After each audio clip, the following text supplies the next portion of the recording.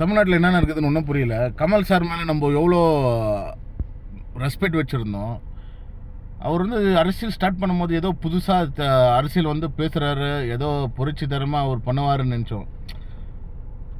அது அவர் சந்தர்ப்ப சூழ்நிலையை வந்து சரியாக அமையலை. ஓகே, அது அப்புறமா டிஎம்கே கூட போய் கூட்டணி வச்சார். இவ்வளோ பேசிட்டு அவர் கூட்டணி வச்சார். அது என்ன விதத்தில் அவர் வச்சாருன்னு தெரியல. ஏன்னா அவர் கொள்கை கோட்பாடு வந்து ஒரு அரசியல்வாதிக்கு அது வேணும். அப்போது வந்து தலைவரை வந்து மறைமுகமாக ஒரு விஷயமா தாக்குனார். ரசிகர் வேறு, வாக்காளர் வேறு, ஓட்டு போடுறவங்க வேறுன்னு. இப்போ நான் என்ன சொல்கிறேன்னா, நீங்கள் இருந்த காலகட்டத்தில் வந்து அது வந்து இருக்கலாம். இன்றைய காலகட்டத்தில் நீங்கள் ஒரு விஷயம் சொன்னீங்க, 20 வருஷத்துக்கு முன்னால் நான் வந்திருந்தா இன்றைக்கி வந்து நான் என்னோடய அரசியல் களமே வந்து வேறு மாதிரி ஆயிருக்குன்னு நீங்கள் சொல்கிறீங்க. ஆனால் அதே விஷயம் தான் இன்றைக்கி பண்ணியிருக்காரு. இன்னும் ஒரு 10-20 வருஷத்துக்கு தலைவரை விஜய் அவரை அடிச்சிக்க வந்து யாரும் இல்லை. அவர் இப்போ உச்சத்தில் இருக்கும்போது வராரு இல்லையா? இப்போ நீங்கள் சொன்ன விஷயமே தான் அவர் வராருன்னா அதுக்கு வந்து நீங்கள் சொல்ல வேண்டிய கான்செப்ட் வந்து என்னென்னா, இன்டெரக்டாக சொல்கிறீங்க, தாக்கும் தாக்காத மாதிரி பேசுகிறீங்க.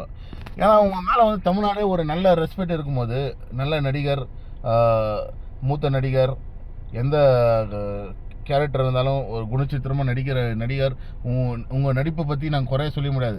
ஆனால் மற்றவங்க அரசியலுக்கு வரும்போது அவங்களை குறை சொல்லக்கூடாது சார். கமல் சார் அது சொல்லக்கூடாது. ஏன்னா நீங்கள் வந்து இன்றைக்கி அந்த குறை சொல்லும் போது மக்களிடம் வந்து நீங்கள் வந்து கம்மியாகினே போகிறீங்க. பாருங்கள், அந்த அரசியல் வந்து நீங்கள் பண்ண இன்றைக்கி வந்து டிவிக்கே பற்றி நீங்கள் தாக்கி பேசினீங்கன்னா, நாளைக்கு டிவிக்கில் இருக்கிற எல்லா இளைஞர்களும் வந்து சின்ன வயசில் உங்களை பார்த்து வளர்ந்தவங்க தான். அவங்க மனசுக்குள்ளே வந்து நீங்கள் ஒரு தப்பான ஒரு கார்னரில் போய் நின்றுவீங்க. அது வேண்டாம். உங்களுக்கு பிடிக்கிற இல்லையோ ஒதுக்கி நின்றுங்க. ஏன்னா இன்றைக்கி டிஎம்கேக்கு சப்போர்ட் பண்ணி பேசுகிறீங்க, ஓகேங்களா? அதே டிஎம்கே தான் அன்றைக்கி ஒரு காலகட்டத்தில் நீங்கள் திட்டினீங்க. என்னென்னு திட்டினீங்க? டிஎம்கே வந்து ஊழல் பண்ணுறாங்க இன்னும் திட்டிட்டு ஏடிஎம்கே தான் நீங்கள் ஜாஸ்தி கார்னர் பண்ணீங்க. இன்றைய காலகட்டத்தில் தளபதி பின்னால் வந்து மக்கள் வந்து உண்மைக்கும் நீதிக்கும் நிற்கிறாங்க. ஏன்னா அவர் தான் கடைசியோட ஓப் இந்த தமிழ்நாடுக்கு. இந்த ஓப் வந்து விட்டோன்னு நினச்சிக்கலாம், இன்னும் 10 வருஷத்துக்கு 15 வருஷத்துக்கு தமிழ்நாடை வந்து இந்த போதை, கஞ்சா, அப்புறமா இந்த சின்ன பெண்களெல்லாம் வந்து சீரடிக்கிறாங்க. அவங்களெல்லாம் பிடிச்சி தூக்கில் போடாமல் அவனுக்கு பெயிலை கொடுத்து சோறு போட்டுக்கின்னு அவனுக்கு டிரான்ஸ்போர்ட் செலவு, பெட்ரோல் செலவு, அந்த லொட்டு மயிறு செலவுன்னு நம்ம கவர்மெண்ட் செலவு பண்ணின்னு உட்காந்துக்கு.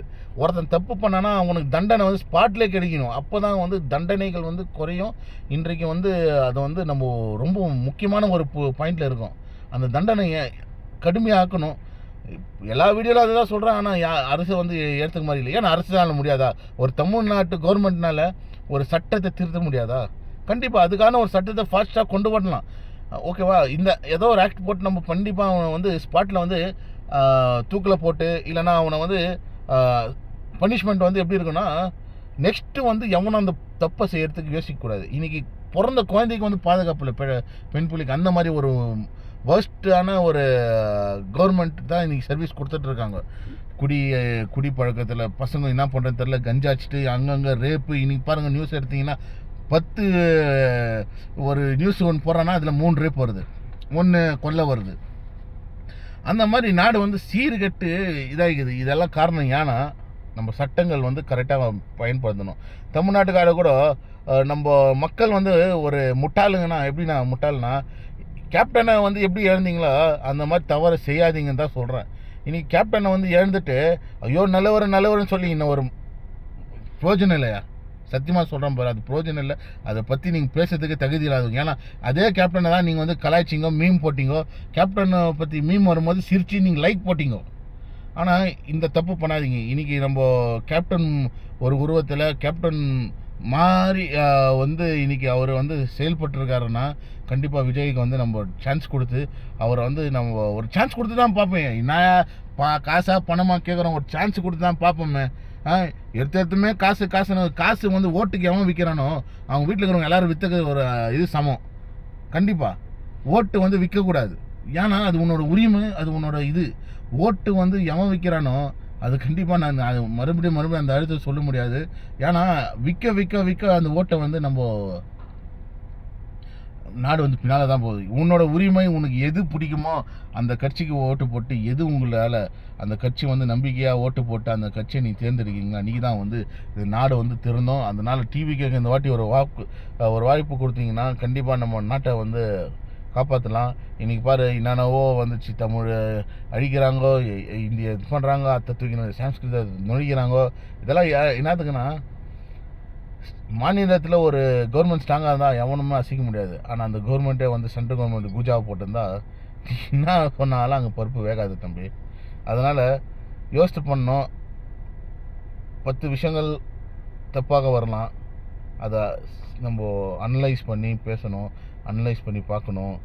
டிவிக்கு தொண்டர்கள் எல்லாம் எவ்வளோ கஷ்டப்பட்டு உழைக்கிறாங்கன்னு தெரியும்.